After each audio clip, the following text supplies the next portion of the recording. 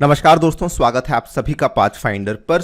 I am sure आपने अभी तक सुन लिया होगा कि रशिया का जो मून मिशन है लूना 25 वो बेसिकली क्रैश कर चुका है। जो रशिया का लूना 25 मून मिशन था ये भारत के चंद्रयान 3 मिशन से बहुत ही ज़्यादा तेजी से मून को अप्रोच कर रहा था। आप यहां पे देख भी पाएंगे कि इसकी जो लॉन्च डेट थी ये 10 अगस्त की थी और इसकी जो लैंडिंग थी ये भारत के मून मिशन से भी पहले की प्लान करी गई थी। 21-22 अगस्त को इसकी लैंडिंग को प्लान किया गया था। वहीं पे चंद्रयान 3 की जो लॉन्च डेट थी वो 14 जुलाई की थी और इसकी जो लैंडिंग है वो 23 अगस्त को होने वाली है। तो लूना 25 जो कि एक्चुअल में बहुत ही ज्यादा शक्तिशाली रॉकेट के माध्यम से भेजा गया था वो अब क्रैश कर चुका है। लेकिन अब जो चंद्रयान 3 को लेकर बड़ा अपडेट सामने आ रहा है वो ये है कि चंद्रयान 3 को लेकर नासा के द्वारा यह कहा गया है कि अब हम लोग इंडिया की हेल्प करने वाले हैं in order to make sure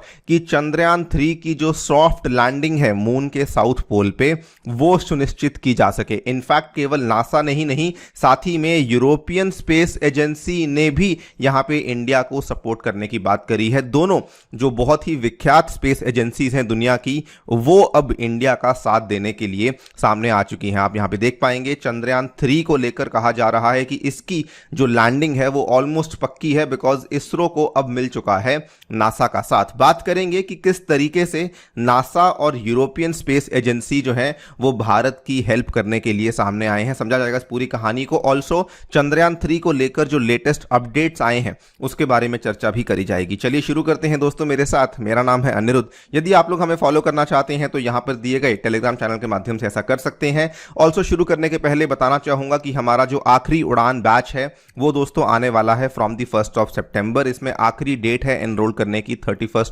अगस्त और इस बैच के माध्यम से आप अपनी जीएस की संपूर्ण तैयारी कर पाएंगे, सीसैट की तैयारी कर पाएंगे और आपको टेस्ट सीरीज भी अवेलेबल करवाई जाएगी। तो अगर आपने इसमें एनरोल नहीं किया है अभी जाइए इस बैच को चेकआउट कीजिए। मात्र 10,000 रुपए में आप इस बैच में जाकर के एनरोलमेंट कर सकते हैं। यूजिंग माई कूपन कोड अनि यूपीएससी आप इस बैच में एनरोलमेंट कर पाएंगे। ऑल्सो आप सेपरेटली ऑप्शनल्स को भी परचेज कर सकते हैं और चाहते हैं तो कॉम्बो को भी परचेज कर सकते हैं। 17,000 रुपए में आपको जीएस और ऑप्शनल का कॉम्बो भी अवेलेबल करवाया जा रहा है। ऑल्सो पाथफाइंडर पास भी हमने लॉन्च किया है जिसके माध्यम से आप पाथफाइंडर की जितनी भी नई नई ऑफरिंग्स हैं उन सभी को एनरोल कर पाएंगे मात्र 20,000 रुपए में, जिसमें आपको जीएस प्रीलिम्स मेंस और टेस्ट सीरीज के अलावा जो भी हम लोग नई नई ऑफरिंग्स लेकर आएंगे, जो भी नए कोर्सेज लेकर आएंगे आने वाले 2 सालों में वो सारे के सारे आपको अवेलेबल करवाए जाएंगे। ये पास 20,000 रुपए का है और इसमें एनरोल करने का लिंक भी आपको डिस्क्रिप्शन में दिया गया है।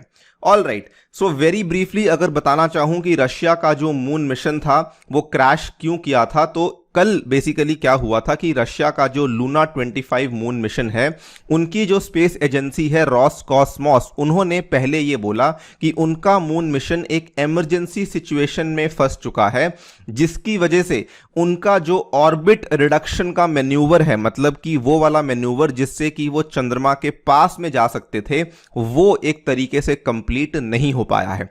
अभी तक इन्होंने डिक्लेयर नहीं किया था कि ये मिशन जो है फेल हो चुका है, लेकिन उसके कुछ ही घंटों के बाद, ये अपडेट कल सुबह आया था लेकिन उसके कुछ ही घंटों के बाद इन्होंने ये कंफर्म कर दिया कि जो हमने खुद से कैलकुलेशंस करी थी जिसके बेसिस पे हम लोग हमारे मून मिशन का इंपैक्ट करवाने वाले थे on the surface of the moon, वो कैलकुलेशन हमसे गलत हो गई थी और वहां से डेविएशन होने की वजह से, बहुत ही आसान भाषा में समझा जाए तो वहां से डेविएशन होने की वजह से, क्योंकि एक्चुअल पैरामीटर्स से हमने गलत कैलकुलेशन करी थी, इसी वजह से वो वाला मिशन बेसिकली क्रैश कर गया। ये काफी बड़ा झटका था रशिया के लिए बिकॉज इसके पहले लगभग आज से 50 साल पहले जब सोवियत यूनियन के द्वारा अपना लूनर मिशन लॉन्च किया गया था 1976 में, जिसका नाम लूना 24 था, तो वो एक सक्सेसफुल मिशन था जो कि इनके द्वारा लॉन्च किया गया था, लेकिन ये इनका जो मिशन है यहां पे फेल कर चुका है। मीनवाइल अब सारा का सारा जो ध्यान था वो चंद्रयान 3 की तरफ चला गया और चंद्रयान 3 को लेकर जो अपडेट्स आने लगे, सो कल इनके द्वारा ये कहा गया, इसरो के द्वारा कहा गया कि चंद्रयान 3 नॉर्मली फंक्शन कर रहा है और उसका जो डिसेंट है ये वेडनेसडे को होने वाला है, जिसको लेकर कि अभी तक जो भी चीजें हैं वो सही तरीके से हो रही हैं। संडे मॉर्निंग मॉर्निंग को immediately after the Russia moon mission crashed Chandrayaan 3 को लेकर जो अपडेट्स थे वो सामने आ चुके थे कि चंद्रयान 3 अपने प्री लैंडिंग ऑर्बिट में अब मूव कर चुका है। और उसके बाद इसरो ने बड़ा अपडेट साथ में ये भी दे दिया कि इसका जो डिसेंट है ये बेसिकली 23 अगस्त को शुरू होने वाला है शाम को 5:45 बजे के आसपास, और वहां से लेकर के जो इसका टच डाउन है ये 15 मिनट में आपको देखने को मिलेगा। इनफैक्ट इसरो ने इसका एग्जैक्ट टाइम भी डिक्लेयर किया है कि 23 अगस्त को शाम को 6:04 पे आपको चंद्रयान 3 का जो लैंडिंग टाइम है ये देखने को मिलने वाला है। खैर, जो बात आती है वो ये है कि इतना सब होने के बाद अब नासा और यूरोपियन स्पेस एजेंसी ने कहा है कि हम लोग जो है वो इंडिया की हेल्प करने को तैयार हैं। इनफैक्ट ये पहले से ही इंडिया की काफी हेल्प कर रहे थे, लेकिन अब because of the Russia moon mission crash ये और ज्यादा चौकन्ना हो चुके हैं। नासा और ईएसए किस तरीके से हेल्प कर रहे हैं, सो देखिए, ईएसए जो है यूरोपियन स्पेस एजेंसी जो है वो बेसिकली सपोर्ट कर रही है अपने ग्राउंड स्टेशंस के माध्यम से। ईएसए के द्वारा एक बहुत ही बड़ा जो ग्राउंड स्टेशंस का नेटवर्क है उसको एस्टैब्लिश किया गया है। आप लोग इस मैप के माध्यम से देख पाएंगे, ये पूरी की पूरी वर्ल्ड मैप है जिसमें कि यूरोपियन स्पेस एजेंसी का जो ईएस ट्रैक के नाम से एक नेटवर्क है वो फैला हुआ है। इनका जो कोर नेटवर्क है ये यहां पे इन्होंने 7 ग्राउंड बेस्ड स्टेशंस को लगाया हुआ है। ये देख पाएंगे number 1, number 7, number 6, number 4, number 3, number 2 और उसके बाद नंबर 5 ऑस्ट्रेलिया में है। उसके बाद कोऑपरेटिव नेटवर्क के तौर पे इन्होंने 11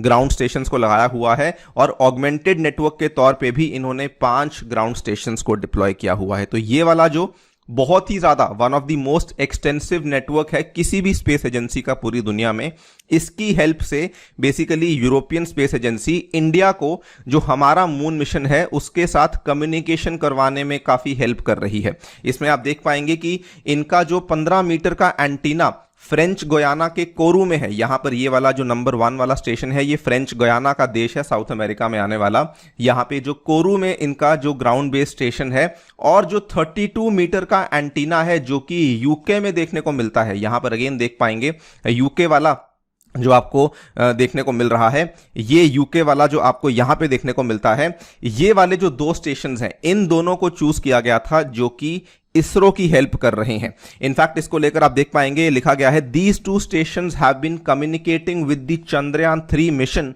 on a regular basis which are providing a complete communication channel between the mission operations team in Bengaluru and the Chandrayaan 3 satellite. मतलब कि जो ये वाले ग्राउंड बेस्ड स्टेशंस बने हुए हैं ये चंद्रयान 3 के साथ कम्युनिकेशन करते हैं और जो भी डेटा चंद्रयान 3 इनको भेजता है तो ये वाले ग्राउंड स्टेशंस इफेक्टिवली इस डेटा को बेंगलुरु में आगे जाकर के ट्रांसमिट कर रहे हैं। इतना ही नहीं, इनका जो ऑस्ट्रेलिया वाला जो एंटीना लगा हुआ है ये भी आप यहां पे देख पाएंगे। ऑस्ट्रेलिया में इनका जो एंटीना न्यू नॉर्शिया में लगा हुआ है, जो ऑस्ट्रेलिया का न्यू नॉर्शिया वाला एंटीना है इसको आप यहां पर आइडेंटिफाई कर पाएंगे। जो नंबर 5 वाला ये वाला एंटीना है इसको इनके द्वारा एक बैकअप एंटीना की तरह यहां पे रखा गया है। The New Norcia antenna will serve as a backup for ISRO's own ground station during the descent. मतलब कि इसरो का जो खुद का ग्राउंड स्टेशन है, मान लीजिए कि वो किसी कारणवश यहां पे काम नहीं कर पाता, जिस टाइम पे जो वो 15 मिनट का टाइम है जब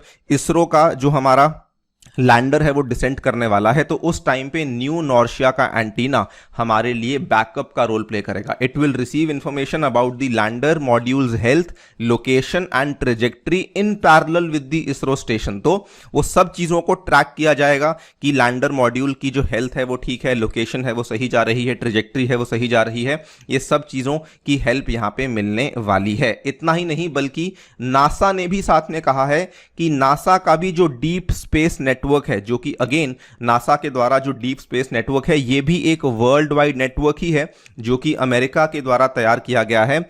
वो भी अगेन एक ग्राउंड बेस्ड नेटवर्क है जिसके माध्यम से अमेरिका अपनी खुद की सैटेलाइट्स को ट्रैक करता है, अपने खुद के मिशंस को ट्रैक करता है।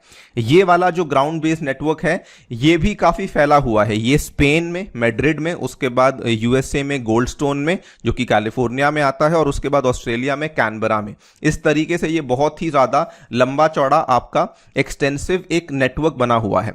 इसमें भी जो डीप स्पेस स्टेशन के 36 एंड 34 नंबर के एंटीना एंटीनाज हैं कैनबरा डीप स्पेस कम्युनिकेशन में, और मैड्रिड में जो 65 नंबर के एंटीनाज हैं ये हेल्प करने वाले हैं इसरो के चंद्रयान 3 मिशन को। इसमें बल्कि ये कहा जा रहा है कि जो इनका कैलिफोर्निया वाला जो नेटवर्क है, जो कि मैंने आपको बताया कि गोल्ड स्टोन में देखने को मिलता है, वो बहुत क्रूशियल है। बिकॉज कैलिफोर्निया जो है, अगर आपको मालूम होगा तो हमारे वर्ल्ड मैप में, इस वाले मैप को आप यहां पे देख पाएंगे, कैलिफोर्निया अप्रोक्सीमेटली आपको यहां कहीं देखने को मिलता है, इंडिया आपको यहां देखने को मिलता है। सो ये दोनों बहुत दूर दूर हैं। अगर आप इसको राउंड ग्लोब पर देखेंगे तो कैलिफोर्निया ऑलमोस्ट इंडिया के ऑपोजिट हो जाता है। सो जब जब एक ऐसी पोजीशन आती है कि इंडिया बेसिकली अपने ग्राउंड बेस्ड स्टेशन से वो वाले व्यूज को नहीं ले पाता मून के, जब उसको देख नहीं पाता, तो उस केस में कैलिफोर्निया वाला स्टेशन आपको काफी हेल्प करता है। देखिए कि the DSN complex in California, it is exactly on the other side of the earth from India and it can be in view of the moon when the station in India can not see the moon. तो ये भी यहाँ पे मदद है जो कि NASA के द्वारा हमें मिलने वाली है। तो ये सबसे अहम कहा जा रहा है कि सबसे अहम मदद है जो कि नासा के द्वारा दी जाएगी। बिकॉज जब ऐसे ब्लाइंड स्पॉट्स आते हैं, जब हम नहीं देख पाएंगे हमारे मिशन को, तो नासा देख पाएगा और वो सारी की सारी कम्युनिकेशन हमें डिलीवर कर पाएगा। नाउ देखते हैं, ऑब्वियसली अभी तक तो लैंडिंग हुई नहीं है, लेकिन उम्मीद करी जा रही है कि बिकॉज ये सारी की सारी एजेंसीज हमें हेल्प कर रही हैं, तो it is we are very very hopeful कि इसकी जो लैंडिंग है ये हो जाएगी। जो लेटेस्ट अपडेट है ये कल ही आया था कि इसरो के द्वारा जो सेकंड डी बूस्टिंग ऑपरेशन है ये यहाँ पे सक्सेसफुली कंडक्ट हो चुका है। इवन बल्कि ये कहा जा रहा है कि जो हमारा विक्रम लैंडर है वो अब वहां पे परफेक्ट लैंडिंग स्पॉट की तलाश कर रहा है। अलग अलग इमेजेस को भेजा जा रहा है वापस धरती पे, एंड उसके बाद डिसाइड किया जाएगा कि एग्जैक्टली कौन सा वो लैंडिंग स्पॉट है जहां पर जाकर के आपकी जो सॉफ्ट लैंडिंग है साउथ पोल पे ये हो सके। बिकॉज ये बहुत ही टेक्निकल है, बहुत ही सेंसिटिव इशू है, इसीलिए समय लिया जा रहा है, जल्दीबाजी में आगे नहीं बढ़ा जा रहा। देखते हैं क्या होता है। एज इसरो सेड, अगर ये सही तरीके से हो जाती है, this is going to be a monumental movement जो कि आगे आने वाले भारत के लिए बहुत ही बड़ा मील का पत्थर साबित होने वाला है। And this is going to generate profound sense of pride and unity, because इससे हम लोग इंडिया की साइंस एंड टेक्नोलॉजी की प्रावेस को सेलिब्रेट करेंगे। देखते हैं दोस्तों क्या होगा, जो भी नया अपडेट आएगा आपके सामने हम लोग लेकर आएंगे। फिलहाल के लिए वीडियो में इतना ही। जाने से पहले बताना चाहूंगा, आपने अगर हमारे डेमो सेशंस को नहीं देखा है तो पाथफाइंडर यूट्यूब चैनल के माध्यम से जरूर देखिए, और हमारी पर्सपेक्टिव सीरीज को भी चेकआउट करना बिल्कुल ना भूलें। Thank you so much for listening. Stay tuned and stay